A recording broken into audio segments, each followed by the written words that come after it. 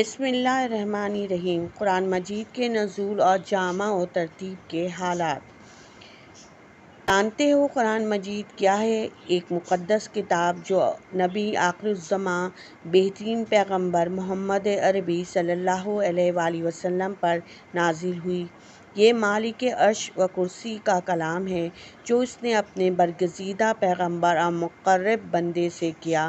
اسلام کی بنا پر اس پاک آسمانی فرمان پر ہے جس نے اطاعت کی وہ حلقہ اسلام میں داخل ہوا، اور جس نے ذرا بھی سرکشی کی وہ اس پاکیزہ جماعت سے خارج ہو گیا۔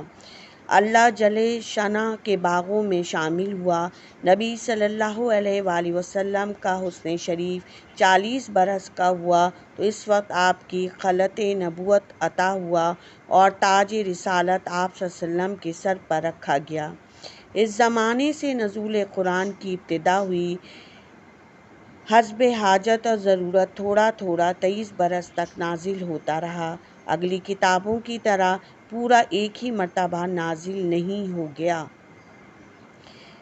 صحیح یہ ہے کہ آپ صلی اللہ علیہ وسلم کی نبوت کے بعد رمضان کی شب قدر میں پورا قرآن مجید لوح محفوظ سے اس آسمان پر جسے ہم دیکھ رہے ہیں حسب حکم رب العزت نازل ہو گیا، اور بعد اس کے حضرت جبریل علیہ السلام کو جس وقت میں جس قدر حکم ہوا انہوں نے اس مقدس کلام کو بیانیہ وقتاً فوقتاً نبی صلی اللہ علیہ وسلم تک پہنچا دیا۔ کبھی 2 آیتیں، کبھی 3 آیتیں، کبھی 1 آیت سے بھی کم، کبھی 10 آیتیں، کبھی پوری سورتیں۔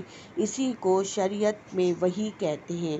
علماء نے وحی کے متعدد طریقے حدیث میں بیان فرمائے ہیں۔